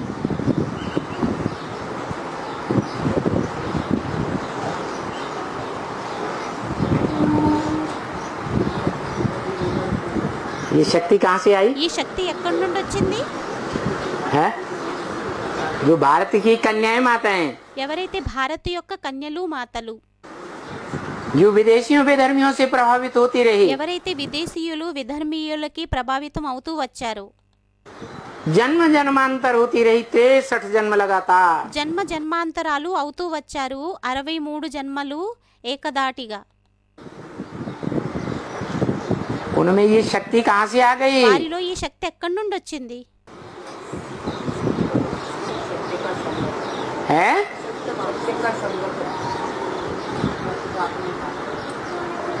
कहाँ से आ गई और कब आ गई? ఎక్కడి నుండి వచ్చింది कब మరియు से आ गई? ఎప్పుడు వచ్చింది, ఎలా వచ్చింది? शिव बाबा से आ गई सन 36 से. శివబాబా ద్వారా వచ్చిందా?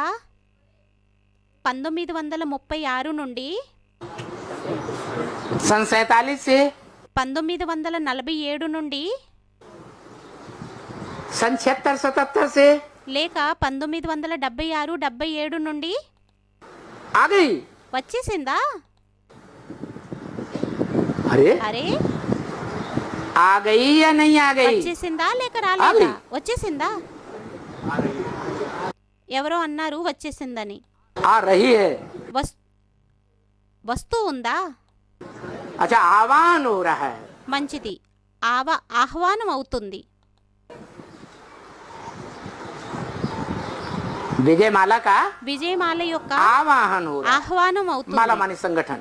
మాల అంటే సంఘటన. उस संगठन का कोई मुखिया भी होता ఆ है, సంఘటన యొక్క ముఖ్యుడు కూడా ఎవరో ఉంటారు. जिसे शहद की रानी कहते हैं. ఎవరినైతే తేనెటీగల రాణి అని అంటారు.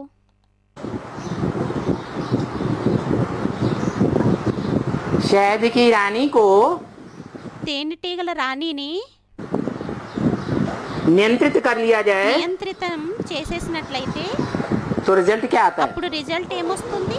है? है?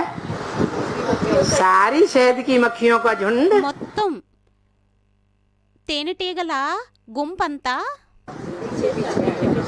रानी के पीछे आ जाता రాణి है. వెనకాతలు వచ్చేస్తుంది. देर नहीं लगती है. ఆలస్యం అవ్వదు.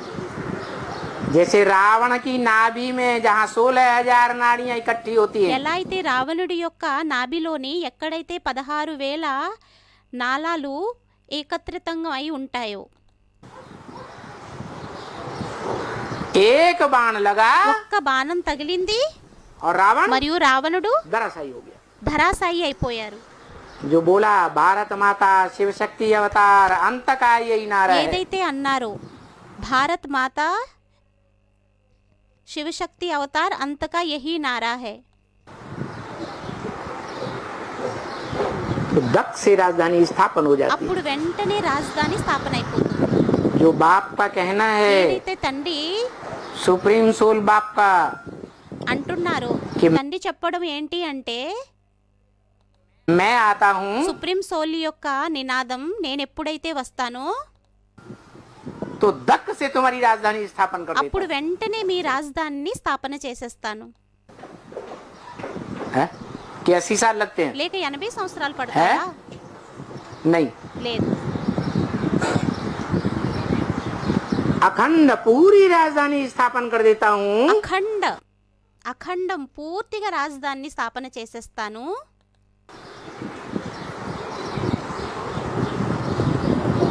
कि अधूरी राजधानी स्थापन कर లేక देता हूँ. సగం రాజధానిని స్థాపన है? చేసేస్తానా? अखंड संगठन, ऐसा संगठन तुम ब्राह्मणों का बन जाएगा. అఖండమైన సంఘటన. ఎటువంటి సంఘటన బ్రాహ్మణులైన మీది తయారైపోతుంది అంటే, जिसमें एक भी विकारी पांव भी దానిలోని ఒక్క వికారి కూడా పాదాన్ని नहीं रख सकेगा। పెట్టలేరు।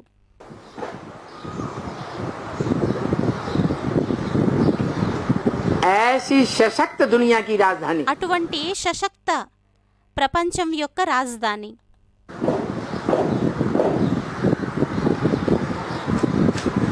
भारत में स्थापन होती है। భారత్లోని స్థాపన అవుతుంది। और सशक्त राजधानी स्थापन हो गई మరియు సశక్తమైన రాజధాని స్థాపన అయిపోయినట్లయితే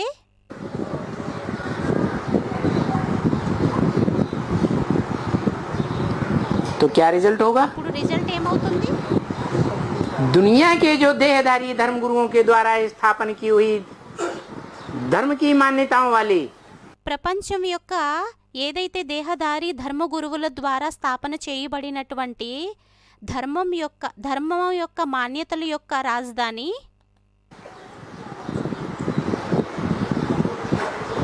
यूनिटी है। యూనిటీ ఏదైతే ఉందో वो ध्वस्त होने में देर लगेगी, అది ధ్వంసం అవ్వడంలో లేట్ అవుతుందా? 80 साल लगेंगे, 80 సంవత్సరాలు పడతాయా? या थोड़े में ही नष्ट हो जाएगी? లేక కొద్దిగాలోనే నష్టమైపోతాయా?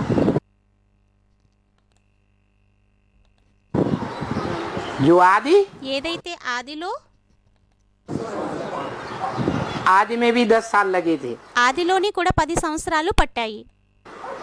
बीज रूप आत्माओं का संगठन तैयार हुआ था। బీజరూపి ఆత్మల యొక్క సంఘటన తయారయ్యింది।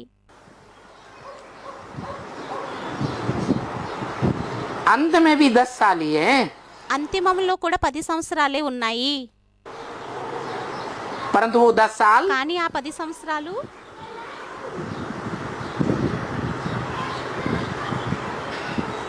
बाप के जो सिकील दे बच्चे हैं తండ్రికి ఎవరైతే సికిల్దే పిల్లలు ఉన్నారో उनके लिए వారి हैं, కోసం అయ్యిందా या లేక विदेशियों विधर्मियों के लिए हैं? విదేశీ విధర్మీయుల కోసం అయ్యిందా? हैं? विदेशियों विधर्मियों के लिए आखिरी 10 साल हैं। విదేశీ విధర్మీయుల కోసం అయితే లాస్ట్న 10 సంవత్సరాలు అయ్యాయి।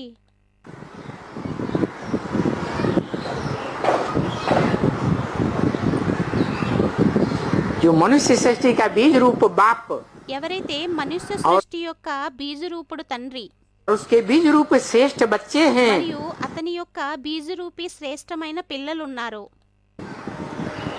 उनके लिए 100 साल नहीं వారి है, కోసం 100 సంవత్సరాలు కాదు।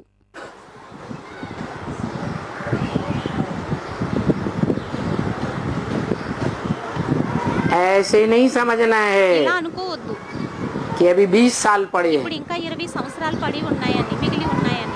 सन 17-18 में 2017-18లోని वही बात इस अव्यक्त वाणी में बताई అదే है విషయం ఈ అవ్యక్త వాణిలోని చెప్పారు। कि अभी अंत समय ఏమనంటే है, ఇప్పుడు అంతిమ సమయం అయ్యింది। ये बाप का संदेश ఈ తండ్రి యొక్క సందేశాన్ని 500-700 करोड़ तक पहुंचाना है। 500-700 కోట్ల వరకు చేరవేయాలి। कि सारी मनुष्य सृष्टि का जो एक बाप है ఏమనంటే మొత్తం మనుష్య సృష్టి యొక్క ఒక్క తండ్రి ఎవరైతే ఉన్నారో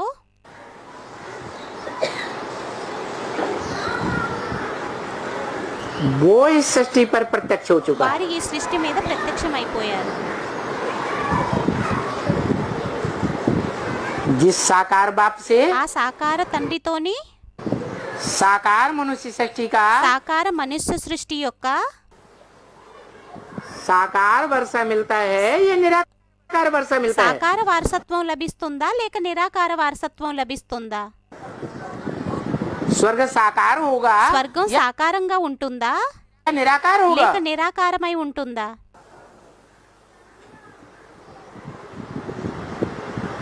धनवान बाप धन का वर्षा देता है, ధనవంతుడు తండ్రి ధనం యొక్క వారసత్వాన్ని ఇస్తారు.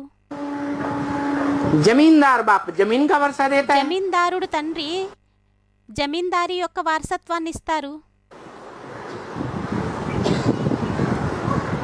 जो स्वस्थिति में स्थित होने वाला होगा सदाकाल, ఎవరైతే సదాకాలం స్వయం స్థితిలో స్థిరమయ్యేటటువంటి వారు ఉంటారో साकार या निराकार, సాకారుడా లేక నిరాకారుడా? पहले स्वयं से स्थिति में स्थित हो, మొదట స్వయం స్థితిలో స్థిరమై ఉన్నట్లయితే तब बच्चों को वर्षा देगा. అప్పుడు పిల్లలకి వారసత్వాన్ని ఇస్తారా? जो बच्चे साकार में हैं, ఏ పిల్లలైతే సాకారంలోని ఉన్నారు,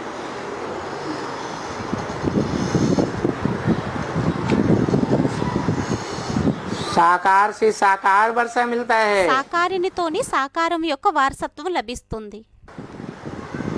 निराकार से నిరాకారునితోని निराकार का నిరాకారుని యొక్క अखंड वर्षा मिलता है. అఖండమైన వారసత్వం లభిస్తుంది.